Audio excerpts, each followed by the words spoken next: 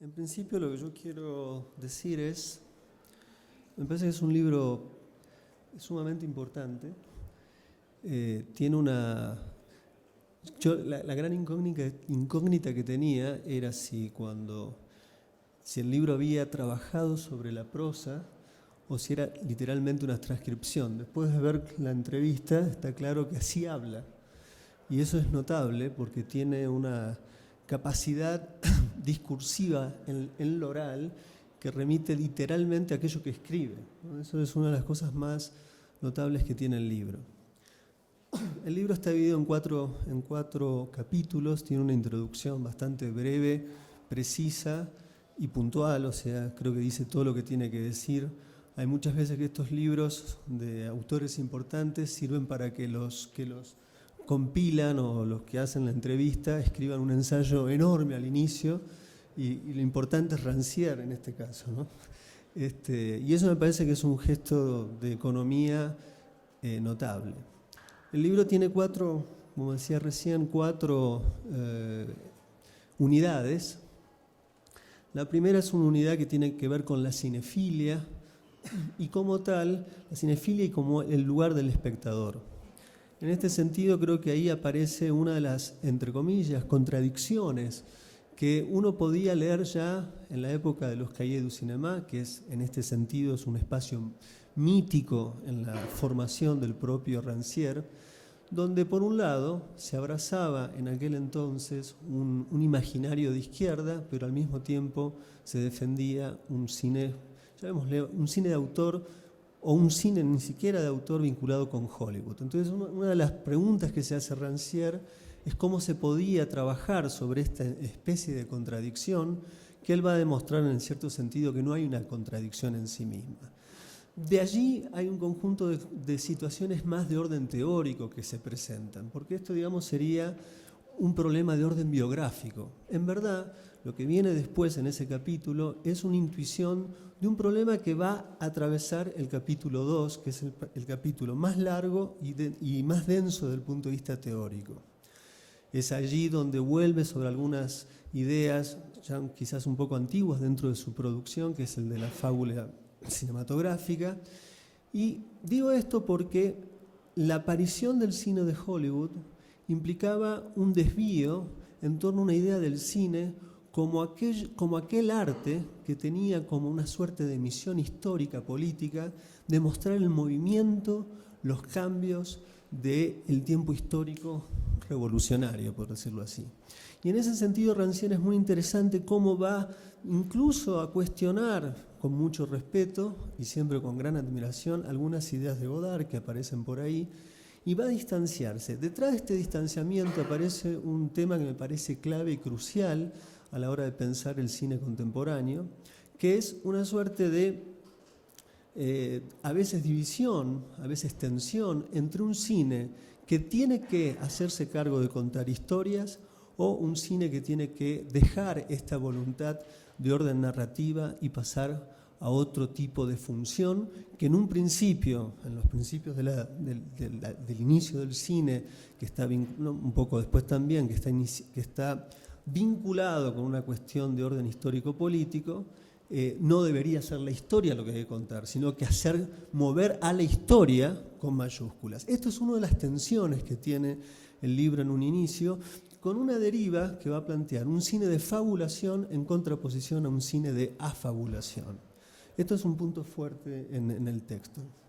Hay una cosa que se deriva de esta tensión que él en el inicio de algún modo percibe, que está vinculado a una forma de si el cine tendría que hacerse cargo justamente del relato, de la fábula, entonces cuáles son las relaciones que se establecen con la literatura. Esas zonas de este capítulo es absolutamente extraordinario. Quiero leer un fragmento que es notable.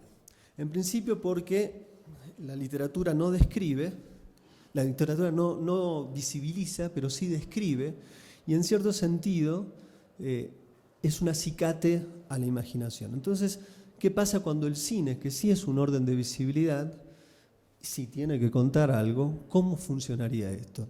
Y ahí pone un ejemplo de Bresson, de Mouget, que es particularmente pertinente. Permítanme leer eso porque me parece son los momentos que uno puede entender. Hay dos maneras, esto es un pie de página, hay dos maneras de trabajar desde los conceptos el cine. O sea, ha habido una línea que es un uso casi de prostitución del cine, es decir, usar el cine para demostrar conceptos.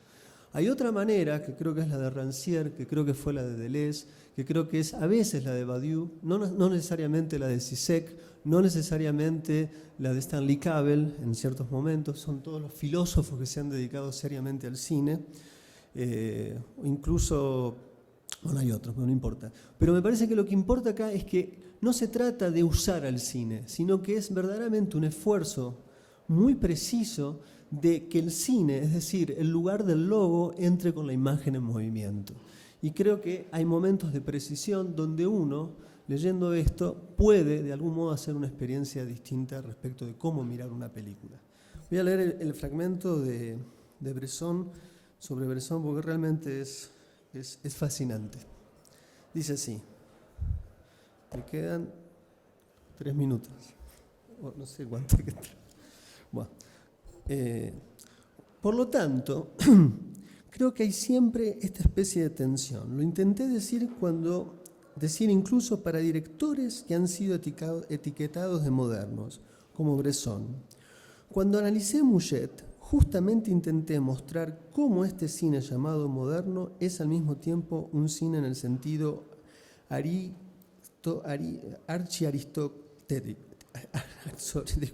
archiaristotélico, puesto que finalmente cada plano funciona de cierto modo como una réplica y hay una especie de encadenamiento impecable donde cada plano hace lo que tiene que hacer. No cierra finalmente nada más que la posibilidad de pasar al plano siguiente, por un lado, y al mismo tiempo hay algo que viene desde adentro, como para distender esta lógica. Y esto es lo que a mí me importaba plantear. Había dicho efectivamente que hay allí como una especie de performance del cuerpo de Mouchet que viene a romper esta especie de lógica aristotélica perfecta, digamos, de encadenamientos ineluctables, como una especie, en cierta forma, de lógica del juego que llega a superponerse o a entrelazarse en la lógica aristotélica del encadenamiento. En consecuencia, creo que justamente no se puede decir, un poco a la Godard, que el cine perdió al volverse representativo y tampoco se puede decir que hay películas representativas y aparte estéticas. Hay un uso completamente diferente del tiempo y justamente eso juega mucho en el plano del tiempo, porque es muy sencillo poner por un lado el relato y por el otro la imagen, como se hacía en una época que en el cine se valoraba como arte plástico en contra del cine como mera ilustración de historias. De hecho, estas tensiones entre regímenes son a menudo tensiones que se juegan en el plano del tiempo por medio de la forma del suspenso, de la ralentización, de la aceleración. Se ve claramente cuando uno ve siempre una película, en términos generales, una película que a uno no le gusta, es siempre una película que dura 3 segundos de más. Cada plano dura 3 segundos de más. Que me acabo de dar cuenta que quería leer otra parte. Pero bueno, fue una cosa extraordinaria, pero no importa. Anoté esto acá, pero sonaba lindo igual. No, básicamente lo que quería leer es un momento que es genial, donde él va a plantear cómo